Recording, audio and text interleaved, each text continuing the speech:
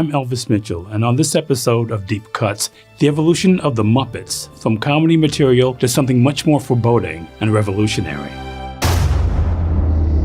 Another world, another time, in the age of wonder. The opening narration of the 1982 fantasy film The Dark Crystal could be a description of the kind of enchantment puppets draw upon. In every culture, from ancient Greece to the Edo Society of Japan, puppet theater allowed artists to display the hunger of the id under a proscenium arch. It's been a long road for puppets in America, and they're chiefly recognized these days as a brand name that has straddled the line between kids' entertainment and sophistication since their creation. That name is the Muppets. Jim Henson created a new type of creature choreography when he brought his Muppets to TV, combining the theatricality of vaudeville and the intimacy of television to make something wholly other. Each iteration of the Muppets, from appearances on old-school variety shows to Sesame Street to the Muppet Show to the Muppet Movie, was a step further in developing deeper, richer scenarios. Until finally, in 1982, The Dark Crystal gave audiences a tableau in which humans were supplanted by a world made entirely of Jim Henson creations, down to the plants. His daughter, Lisa Henson, who now runs the Henson Company, reflects on that. I remember my father was asked, well, what is the meaning of The Dark Crystal? And he wouldn't even answer at all. He would just be like, oh no, I don't want to discuss what anything means. People should just watch it and feel the meaning for themselves.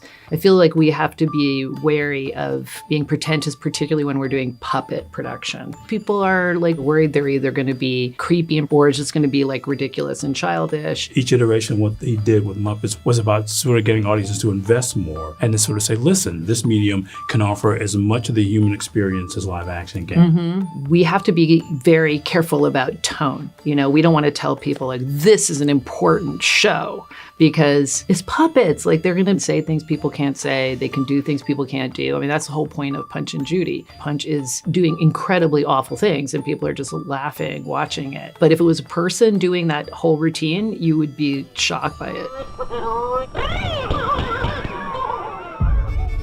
Henson's ambition to innovate created worlds, from appearances on Sesame Street to The Muppet Show. But the Muppets broke new ground with the little-known grim fantasy Land of Gorge on Saturday Night Live. There is a little bit of comedy, but it's not like joke comedy. That didn't work on Saturday Night Live. So it was sort of this brief thing that came and went. But my father wanted to experiment with other sorts of textures, and he started using sort of much more realistic treatment on the outside of the puppets. They had glass eyes that were painted to look more realistic. You know, it wasn't just creating puppets that were more believable, but also animating the whole environment, sculpting and casting, you know, the plants, the rocks, and creating this idea that the whole environment was alive. Still seeing that world and how much attention was paid to each aspect of it. I mean, it's like almost like his entire career was building up a rehearsal for Dark Crystal in some way, wasn't it? He was tremendously curious about trying new things, and his desire to do something very different with puppetry, to create something more real, more authentic, or maybe believable. Like you could look at it and say, oh, it's believable in its own environment. He kept that going after the failure of the Land of Gorge, and after years and years of R&D and creative development, ultimately became the Dark Crystal. I mean, that's always been the excitement, that there's always been so much ambition in the Muppets in terms of just sort of pushing back boundaries and making people think that you can offer something more than what they were used to from puppets. Yeah, you know, my father found Dark Crystal to be both the most exciting thing that he did, the most rewarding, but at the same time, very challenging when he presented it to the public. This is not what you expect,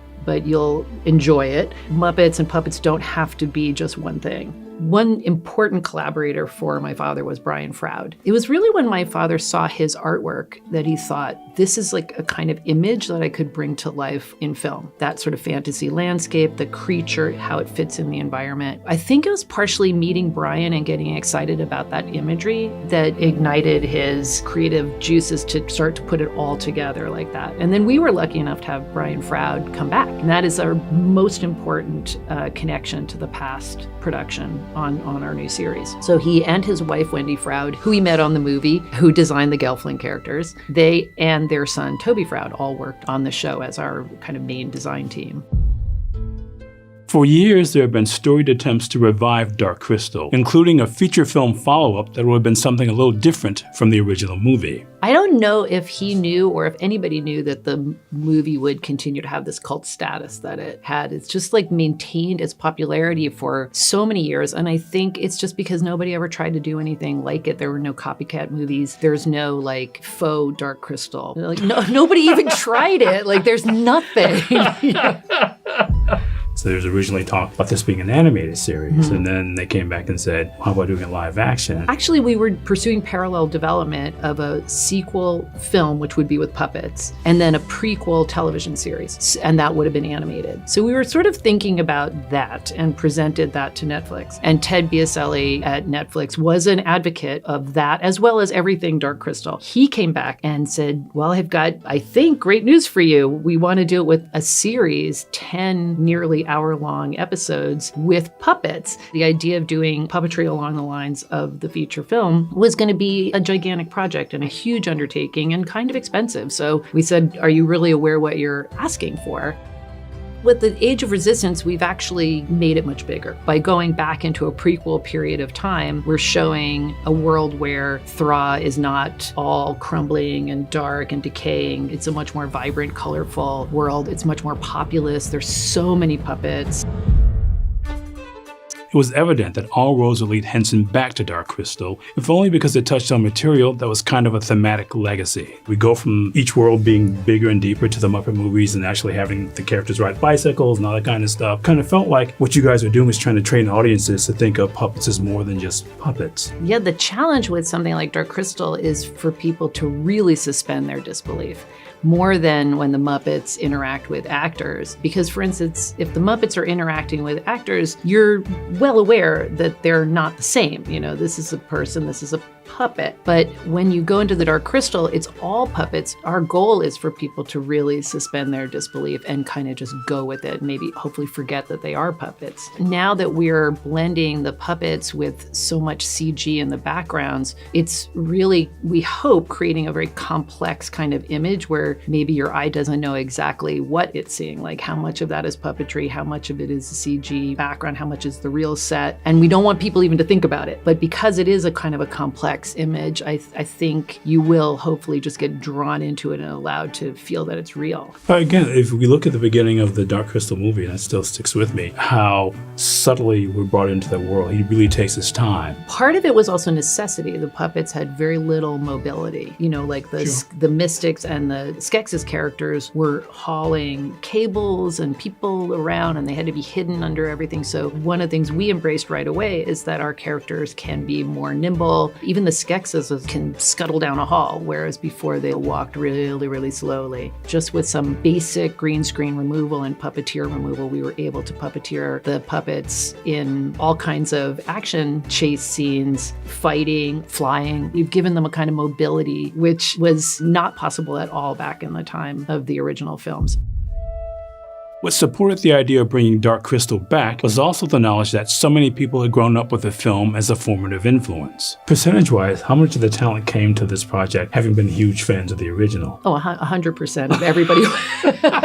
Everybody who worked on the show was a fan of the film. Louis Leterrier, our director, and Taryn were sharing stories of how much the movie terrified them when they were kids. I know that Taron Egerton was really invested in this. Well, he came to us very, very early. He loved the Dark Crystal so much, and he loves puppets. He really respected the art of the puppetry. And he really understood also that the performance was ultimately going to be a collaboration between the puppeteer and the voice artist. The puppeteers are really actors. All the subtlety that you see on screen is from the puppeteer. And then we had to voice cast people who complemented that perfectly and had the voice character that we wanted. Every voice is somebody amazing. Yes. And that actually is something we didn't entirely predict. In fact, we were originally planning just to have the maybe lead 5 puppets be voiced by celebrities and the rest would be voice artists. But after we got Taron Egerton, we started getting one more star, another star, and then suddenly we realized we're gonna have a star play every role, we think. You know, it wasn't originally the intention. Amongst the Gelfling, we really went for British movie stars and British performers so that they feel that they are of a culture together. With the Skeksis, we really just wanted to go big. Like, we have Aquafina as a Skeksis. We have Harvey Fierstein as a Skeksis. Mark Hamill, his character of the scientist, he's angry, he's resentful, but he's also horrible and torturing. We have the best villains of all in Dark Crystal. Puppetry has met social turmoil with a response, a tradition that Jim Henson followed, perhaps even unconsciously. And the newest edition of Dark Crystal has allowed a chance to do that again, keeping the conversation alive while constantly exploding the definition of what puppetry is.